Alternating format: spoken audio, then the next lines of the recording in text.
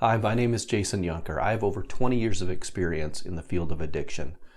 Today we're going to look at Gabor Mate's video, and I'm going to show you 3 ways that you can analyze claims like his to see if they are true or not. And then I'm going to give you at least 2 reasons why it is so critically important that we get it right about addiction. Let's take a look at what he has to say about addiction. The downtown east side of Vancouver, British Columbia is one of the world's ground zeros for addiction, in that in a few square block radius we have thousands of people injecting, inhaling and ingesting drugs of all kinds and paying dearly for it. These people are often outside the law, certainly beset by many medical problems due to injection drug use, including psychosis, including HIV, including hepatitis C, cancers. They die of overdoses. This is trench warfare, and the people that are the frontline soldiers dying from it are the people affected by addiction. So that's where I worked for 12 years. And what I learned could be summed up really very briefly by saying that addiction is not a choice that anybody makes, it's not a moral failure, it's not an ethical lapse, it's not a weakness of character, it's not a failure of will, it's just how our society depicts addiction, nor is it an inherited brain disease, which is how the medical tendency is to see it. What it actually is, it's a response to human suffering. And all these people that I worked with had been severely traumatized as children. All the women had been sexually abused, all the men had been traumatized, some of them sexually, physically, emotionally neglected. And not only is that my perspective, it's also what the scientific and research literature shows. So addiction then is actually, rather than being a disease as such or a human choice, it actually is, it's an attempt to escape suffering temporarily. Let's look seriously at his claim. What he's saying is that the addicts that he worked with for 12 years, the vast majority, if not all of them, had really tragic childhoods. So addiction is a way to escape human suffering temporarily. So the number one way that you can tell that this is not a valid claim is that this is simply a correlation. And correlation is not causation. Things, when they sound good, we want to believe they're true. And this guy sounds good. And if you've ever seen him, he just looks like somebody who's wise. But let me give you just a couple of examples of why you can't look at a correlation and say that it's a causation. Number 1, there's a strong correlation between ice cream sales and murders. The more that ice cream sales go up, the more murders go up. And it's a very tight correlation, very solid. But it doesn't mean that ice cream causes murder. Our best guess is that temperature, when it's warm out, people come out and maybe the heat makes them a bit crankier and it's easier for them to get into fights. And this is most likely the thing that is causing both ice cream sales and murders.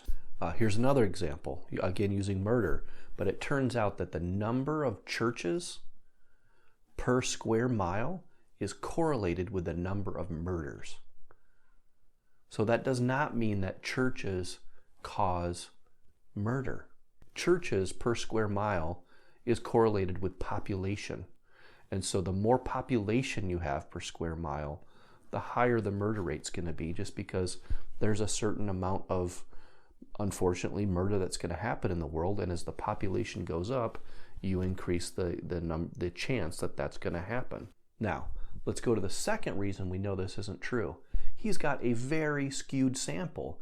He is, and you can see in other videos, he is making a generalized statement about all addiction everywhere, based on a very unique sample of what he calls ground zero in addiction.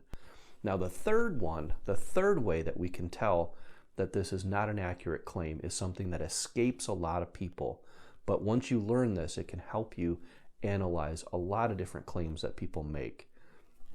And it's this idea that if I look at something now and I look back in time and I find some things there, that then I can draw the inference that what's happening now was caused by those things back there. Let me give you an example of a study that was cited to me one time in a conversation. They interviewed a bunch of engineers, and they found like 95% of these people had played with Legos as children. Now that sounds good. It seems to make sense. Wow, I guess maybe if I want my kid to be an engineer, I should buy some Legos. But it doesn't hold water, and I'll show you why in a minute. But let me give you one more example of this same kind of thinking. It turns out, and this is probably very true, that if you were to do a sample of all the serial murderers in the United States and ask them what they ate for breakfast when they were children, you would probably find out that the vast majority of them had had cereal for breakfast, many breakfasts. That does not mean that eating cereal as a child makes you a serial murderer, pun intended. So what he's saying is, I talked to people who were addicted, and I asked about their childhood, and it turns out it was really rough. But he didn't ask every child who had a rough childhood, or every adult who had a rough childhood, what their future life was like, because you'd find some of them were NFL stars. Some of them were perfectly lovely plumbers. All right, so people criticize me a lot for doing what I just did, pointing out why this correlation that he sees between childhood difficulties and addiction is not as simple as he's making it. Why can't I just appreciate what he has to say? The man is so compassionate. He's done such great work. Why am I being so negative? And it's not without reason. You divert people away from the types of treatment that may actually help them. It can be very helpful to have someone who's cleaned up talk about some of the moral ramifications of what their addiction has caused. And there's nothing wrong with asking that person to consider how their use is affecting their children, their wives, their parents. There are very well researched modalities that ask people to do just that. Look at what is your motivation for changing. In addition to kind of diverting people away from treatments that work, this is stigmatizing in and of itself. And you could very easily get into a situation where you're telling the parents of a young man who's addicted to heroin that the reason he's addicted to heroin has something to do with their parenting or something that went wrong in their childhood, or that they didn't get him treatment for when they should have for some event that happened when he was in his childhood, when the addict was in their childhood, when the facts really show that the vast majority of people who are traumatized don't become addicts. And there's not a one-to-one correlation between the two. And sometimes people who were not traumatized at all still end up becoming addicts. And then I want to tell you about someone who in our group we just refer to as 676, his area code. It's not his real area code. He's someone who had been a social drinker most of his life. And when COVID-19 hit, it messed with his schedule.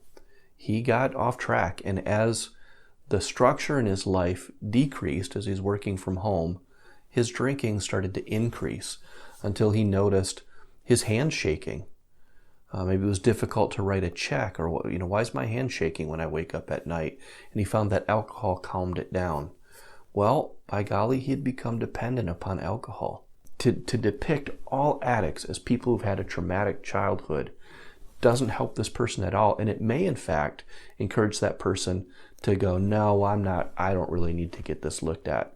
I don't really need to take this seriously. That's those people over there that have that kind of an issue.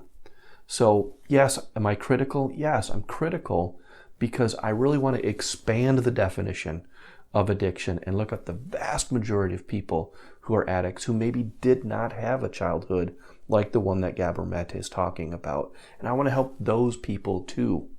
And so let's stop having these unidimensional, one-directional, single kind of understandings of addiction.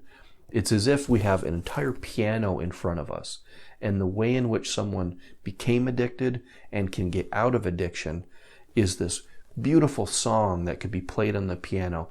It sounds tragic, but then we find some ways to help this person get out of it, and this person, comes to some kind of crescendo and gets out of it.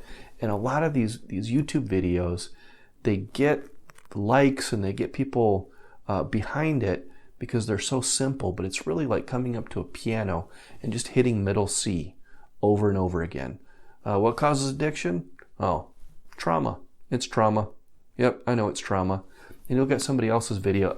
It's relationships. I know it's relationships. That's what it is. I've solved it.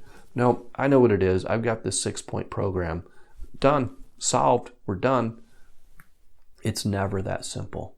It is never that simple. Do I appreciate his compassion for some people who've had a really rough life? Absolutely. Do I applaud the work that he's done? Absolutely. Do I wish that he had a bit broader understanding of what addiction was and thus had a greater ability to help more people? Absolutely.